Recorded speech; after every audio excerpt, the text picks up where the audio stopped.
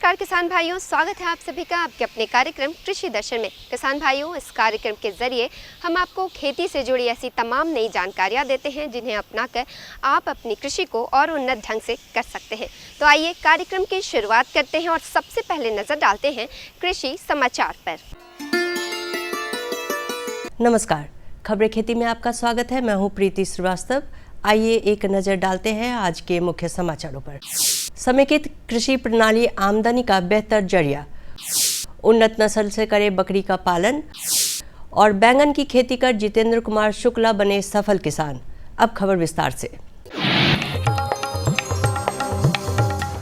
जलवायु परिवर्तन और मौसम के उतार चढ़ाव की चुनौतियों से निपटने के लिए समेकित कृषि प्रणाली एक बेहतर और प्रभावी उपाय है।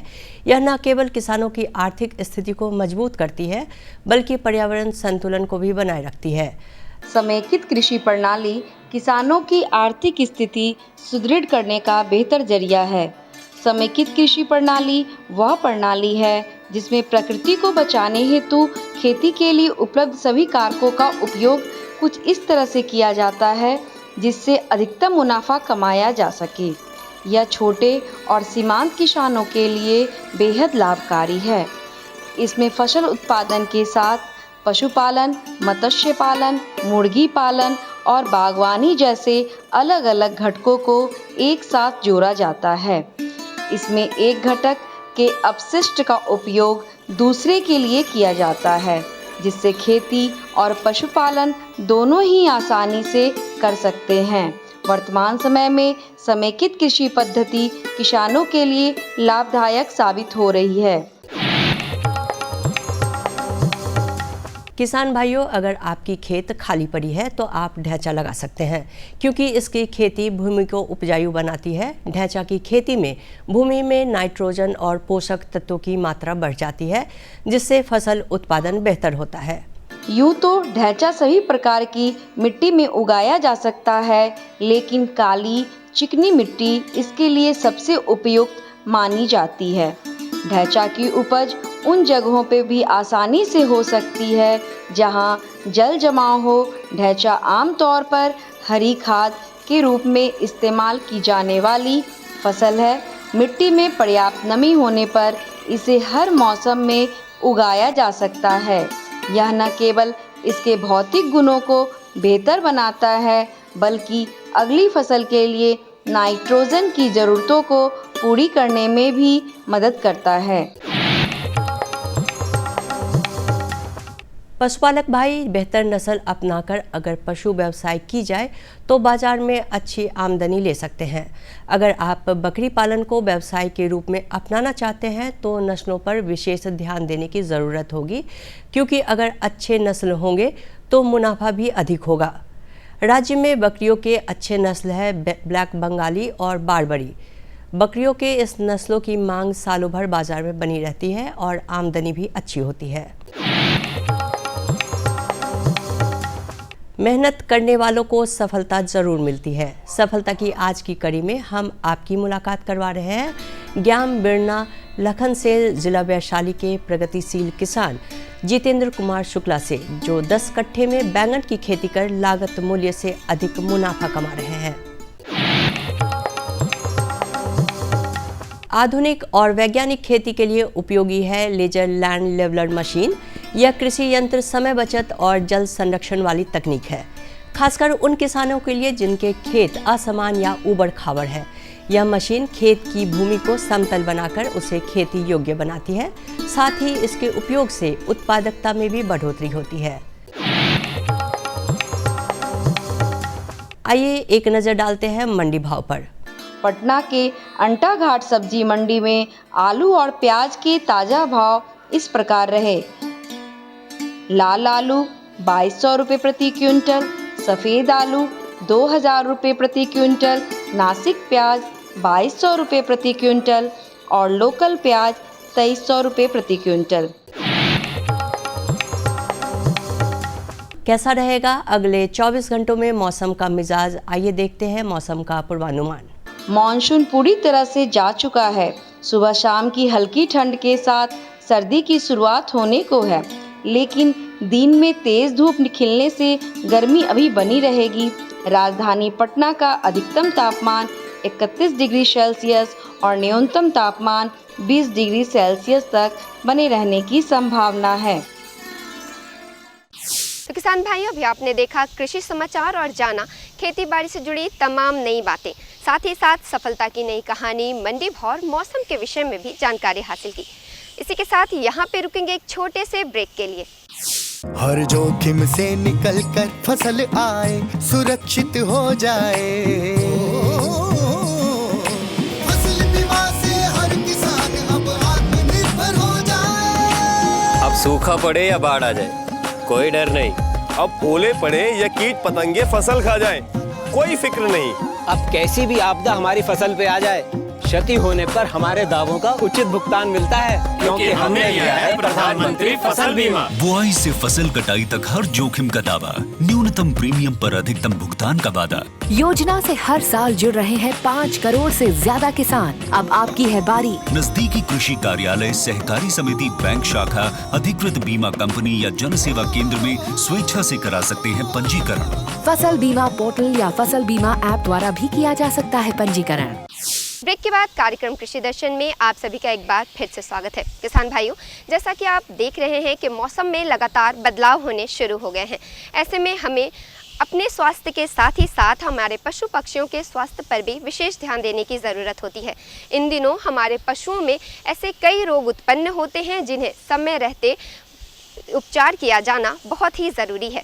तो क्या हैं ये रोग, क्या हैं इनके लक्षण और कैसे करें इनका बचाव, आज इन सारे विषयों पर विस्तार से चर्चा करेंगे। तो आइए मुलाकात करते हैं हमारे कृषि विशेषज्ञ डॉक्टर अजित कुमार से। नमस्कार किसान भाइयों, आपका स्वागत है हमारे कार्यक्रम कृषि दर्शन में। आज हम जानेंगे कि बदलते मौसम में पशुओं की देखभाल कैसे करें। ये जानकारी देने के लिए हमारे साथ मौजूद हैं doctor Ajit Kumar, professor, veterinary college Patna. Doctor साहब, हम जानना चाहेंगे कि पशुओं में कौन कौन सी बीमारी हो रही है। किसान भाइयों, सर्वप्रथम मेरा नमस्कार। जैसा कि आप देख रहे होंगे कि बरसात का मौसम समाप्त होने के कगार पर है और ठंड की मौसम शुरू हो रहा है। मौसम के बदलाव के चलते इंसानों के सेहत के अलावे पशुओं के स्वास्थ्य पर बहुत बुरा प्रभाव पड़ता है।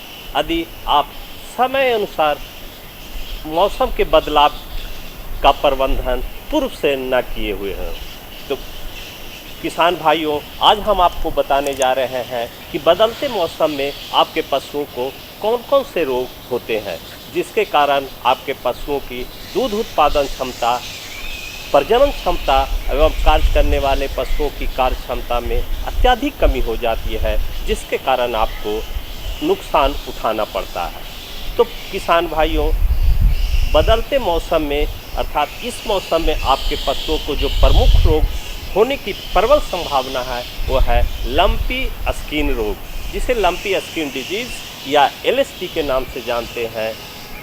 लिवर फ्लूक रोग, सर्रा रोग एवं खुरपका एवं मुंहपका रोग, जो आपके पशुओं को इस बदलते मौसम में ज़्यादा होने की संभावना है। डॉक्टर साहब, हम लंपी रोग के बारे में यह जानना चाहेंगे कि उसके लक्षण क्या हैं और उपाय क्या हैं, कृपया हमें बताएं। किसान भाइयों, लंपी स्किन डिजीज़, जिसे हम लोग LSD के नाम से ज़्यादा जानते हैं, यह एक विषाणु जनित रोग है जो मुख्यतः गाय भैंस को ज़्यादा प्रभावित करती है। यह रोग का फैलाव, लंपी स्किन डिजीज़ रोग का फैलाव संक्रमित पशु से स्वस्थ पशु में अर्थात एक पशु से दूसरे पशु में मुख्यतः खून चूसने वाले मच्छर, मक्खी, किलनी, चमोकन के द्वारा मुक्त होता है। इसके अलावे लंपी स्किन डिजीज रोग का फैलाव यदि स्वस्थ पशु संक्रमित पशु का जूठा आहार, जूठा पानी पीता है तब भी यह फैलता है, क्योंकि यह संक्रामक रोग एवं छुआछूत का रोग है जो संक्रमित पशु से स्वस्थ पशु में फैलता है। किसान भाइयों, आप इस रोग की पहचान कैसे करें, इसके बारे में हम कुछ विशिष्ट लक्षण बताने जा रहे हैं। तो इस रोग के होने के बाद सर्वप्रथम आपको पशुओं को 2-3 दिन बहुत तीव्र बुखार रहेगा। 103 डिग्री से 4 डिग्री फ़ारेनहाइट आपके पशु के शरीर का तापक्रम रहेगा। उसके बाद जो मुख्य लक्षण आपके पशु के शरीर पर आएगा। पशु के शरीर पर 2 से 3 सेंटीमीटर की गांठें पूरे शरीर पर दिखाई पड़ने लगेगी। पशु की दूध उत्पादन क्षमता बहुत ज़्यादा कम हो जाएगा। यदि गर्भधारण किए हुए कोई पशु है तो उसका गर्भपात हो जाएगा। और इस रोग में पशुओं की मृत्यु तो कम होती है, लेकिन यदि समय अनुसार इसका उपचार न किया जाए तो आपके संक्रमित पशु की मृत्यु ही हो जाती है। और रोग से ठीक हुए पशु में बांझपन के लक्षण बहुत ज़्यादा देखने को मिलती है। डॉक्टर साहब, लंपी रोग के बचाव के क्या क्या कारण हैं? किसान भाइयों, जैसा कि मैंने बताया कि यह लंपी स्किन डिजीज़ एक छुआछूत संक्रामक रोग है। अतः आपके पशुओं में इस रोग के लक्षण पता चले तब तो सर्वप्रथम अपने संक्रमित पशु जो लंपी स्किन डिजीज से संक्रमित है उसको अपने अन्य पशुओं से अलग रखें एवं खाने पीने की व्यवस्था अलग करें, ताकि आपको अन्य पशुओं में इस रोग का फैलाव न हो जाए।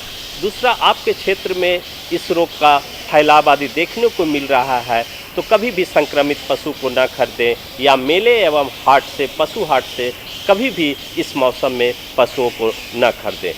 इसके अलावे सदैव जब भी इस रोग का लक्षण प्रकट हो आपके पशुओं में तो पशु चिकित्सक से संपर्क करके उपचार शुरू कर देनी चाहिए।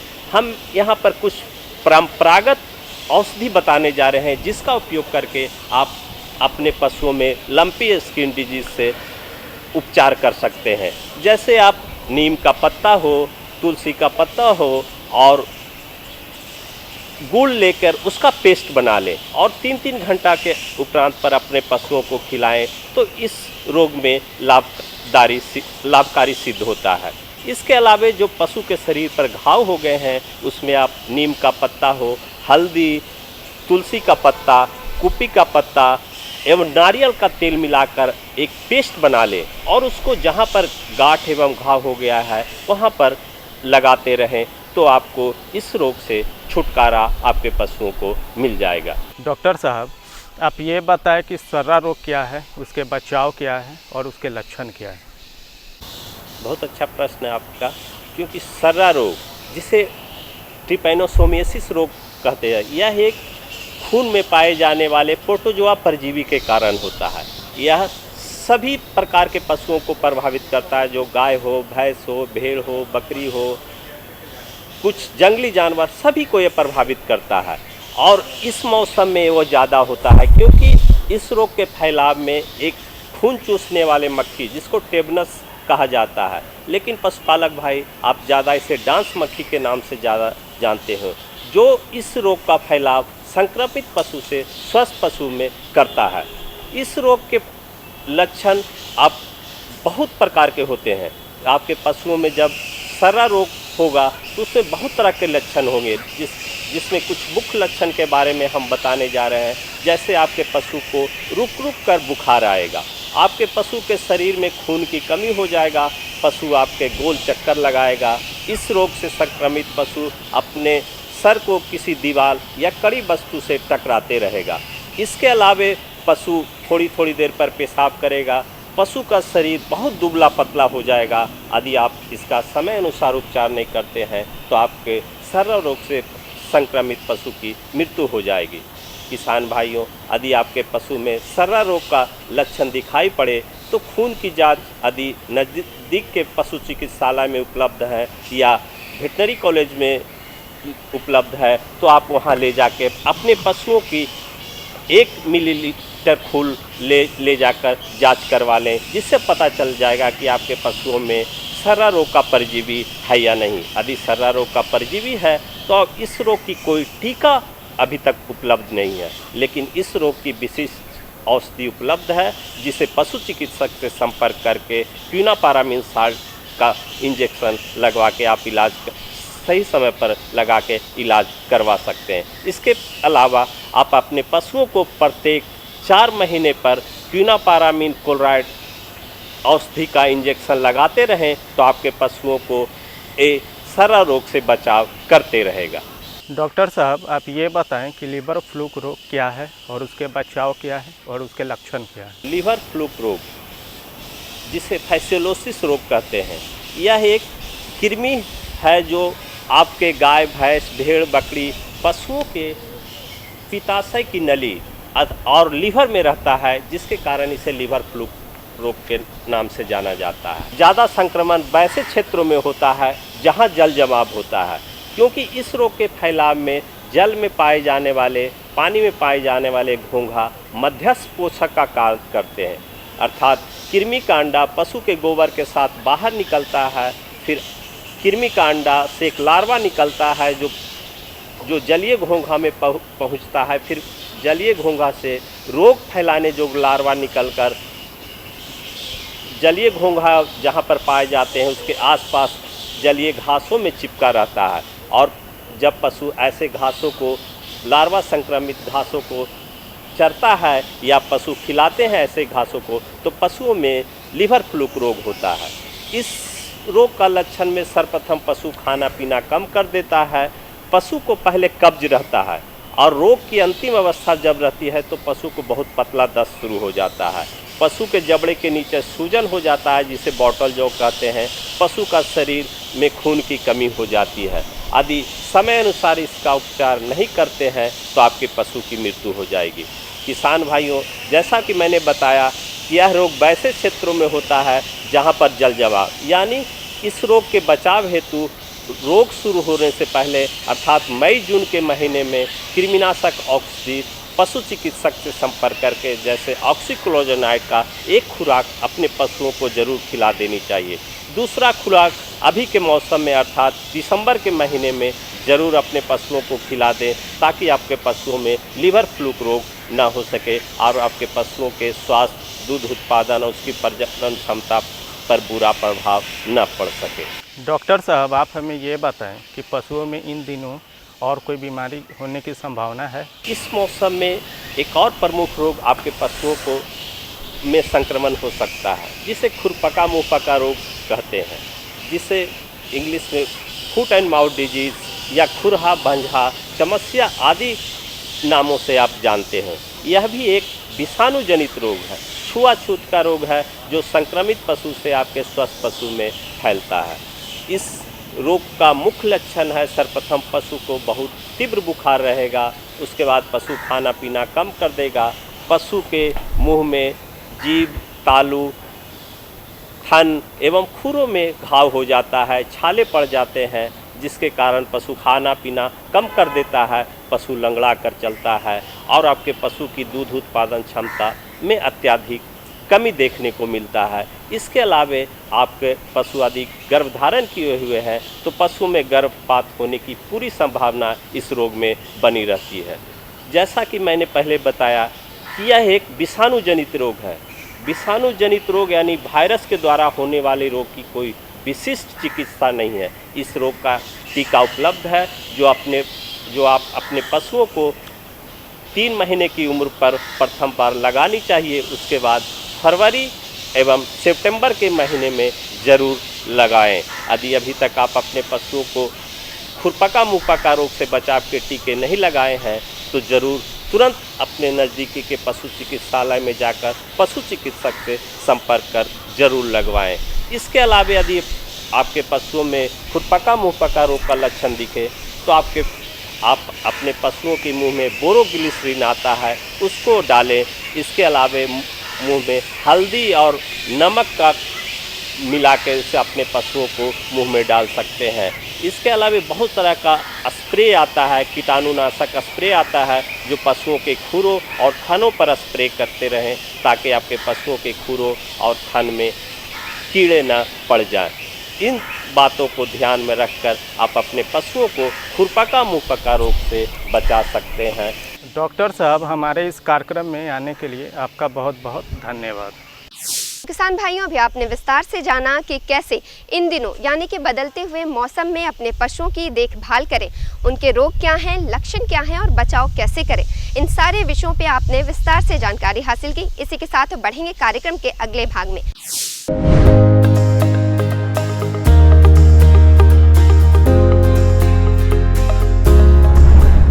मातृभूमि पुत्रोहम पृथ्व्या, अर्थात धरती हमारी माता है और हम उसके पुत्र।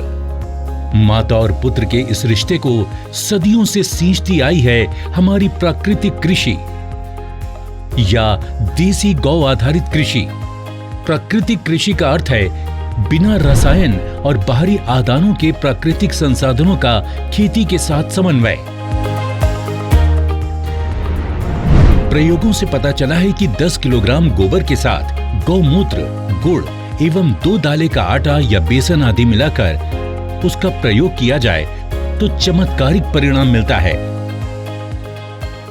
जिसका नाम रखा गया है जीवामृत।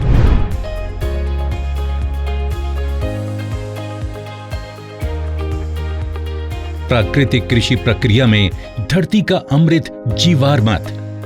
आइए हम जानते हैं कि जीवामृत का निर्माण कैसे होता है। जीवामृत निर्माण के लिए जरूरी सामग्री: 10 किलोग्राम देसी गाय का गोबर, 8 से 10 लीटर देसी गाय का मूत्र, 1.5 से 2 किलोग्राम गुड़, 1.5 से 2 किलोग्राम बेसन, 180 लीटर पानी और मुट्ठी भर पेड़ के नीचे की मिट्टी। आसानी से उपलब्ध इन सामग्रियों से जीवामृत बनाने की विधि भी इतनी सरल है कि कोई भी किसान इसे अपने आप बना सकता है। इन सामग्रियों में से गुड़, बेसन एवं गोबर को पानी या तो गौमूत्र का उपयोग करके लिक्विड जैसा बना सकते हैं। अब इन सामग्रियों को एक ड्रम में डालकर उसे लकड़ी के एक डंडे से घोलना है। ठीक से घोलने के बाद जीवामृत बनने के लिए 2 से 3 दिन तक छाया में रख देना है। प्रतिदिन सुबह और शाम घड़ी की सुई की दिशा में लकड़ी के डंडे से 2 मिनट तक इसे घोलना है और जीवामृत को बोरे से ढक देना है। ये जीवामृत जब सिंचाई के साथ खेत में डाला जाता है तो भूमि में जीवाणुओं की संख्या अविश्वसनीय रूप से बढ़ जाती है और भूमि के रासायनिक व जैविक गुणों में वृद्धि होती है। जीवामृत को महीने में 2 बार या 1 बार उपलब्धता के अनुसार 200 लीटर प्रति एकड़ के हिसाब से सिंचाई के पानी के साथ देना चाहिए। फलों के पेड़ों के पास दोपहर 12 बजे जो छाया पड़ती है, उस छाया के पास प्रति पेड़ 2 से 5 लीटर जीवामृत भूमि में महीने में 1 बार या 2 बार गोलाकार में डालना चाहिए। इससे मिट्टी स्वस्थ बनती है और फसल भी उतनी ही बेहतर मिलती है। इससे किसान के मित्र माने जाने वाले केंचुओं की संख्या बढ़ती है। प्राकृतिक कृषि में गहरी जुताई की भी जरूरत नहीं होती है। इतना ही नहीं, प्राकृतिक कृषि भूमिगत जल को भी बढ़ाती है। इस प्रक्रिया से मुख्य फसलों के साथ सहयोगी फसलों को भी बोया जा सकता है। घन जीवामृत जीवामृत का ही सूखा हुआ स्वरूप है, जिसे फसल बोने से पहले जमीन में मिलाया जाता है। धूप में सुखाए गए 200 किलोग्राम गोबर में ताजा बना 20 लीटर जीवामृत मिलाकर 2 दिन छाया में रखते हैं। इसे एक बार फिर से धूप में सुखाकर तथा डंडे से पीसकर महीन बना दिया जाता है। यही घन जीवामृत है जिसे 1 एकड़ के लिए प्रयोग कर सकते हैं। बीजामृत प्राकृतिक खेती का एक आवश्यक आदान बीजामृत है। बीजामृत जहां बीज को बीज जनित रोगों से बचाता है, तो वहीं इसकी अंकुरण क्षमता को अद्भुत रूप से बढ़ाता है।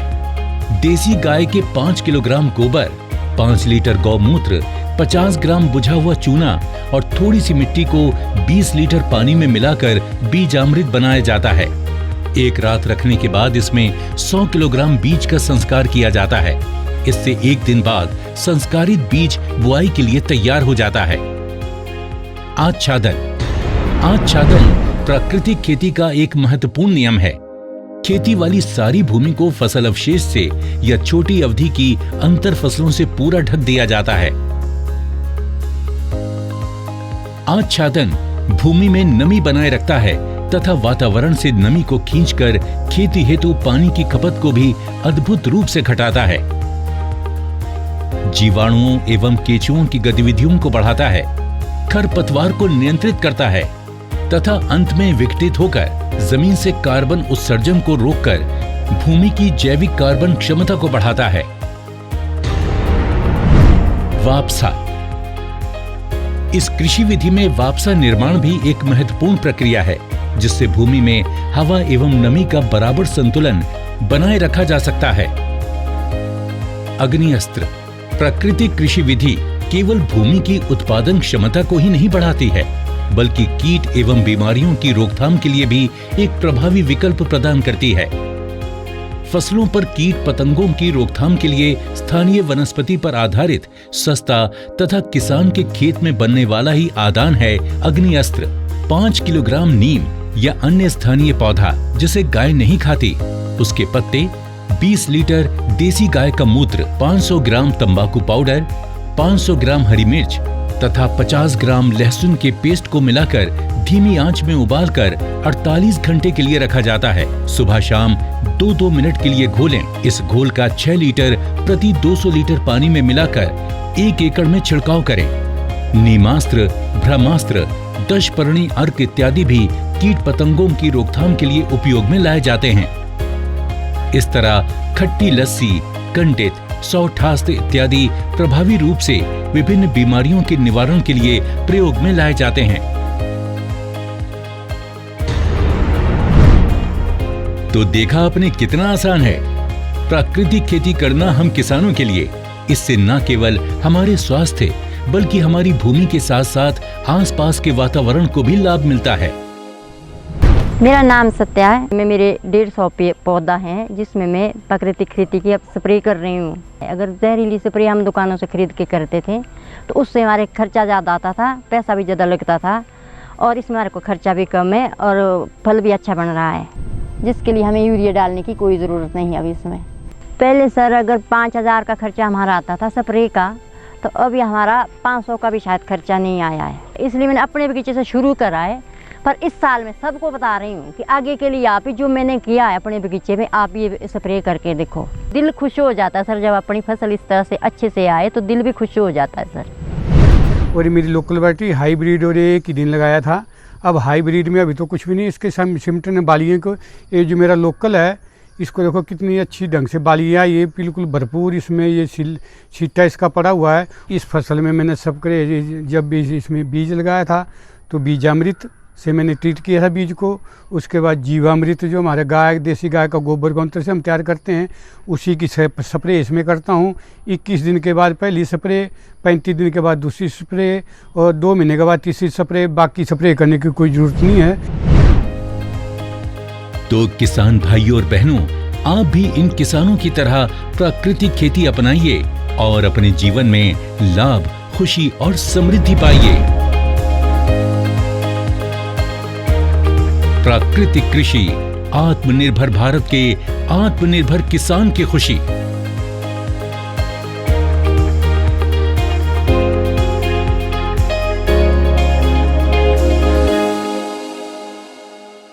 तो किसान भाइयों, आज के कार्यक्रम में आपने कृषि से जुड़ी तमाम नई जानकारियां हासिल की, सफलता की नई कहानी, मंडी भाव और मौसम के विषय में जाना, साथ ही साथ मुलाकात की हमारे कृषि विशेषज्ञ डॉक्टर अजित कुमार से, जिन्होंने पशुओं में होने वाले रोग, लक्षण और बचाव के विषय में विस्तार से जानकारी दी।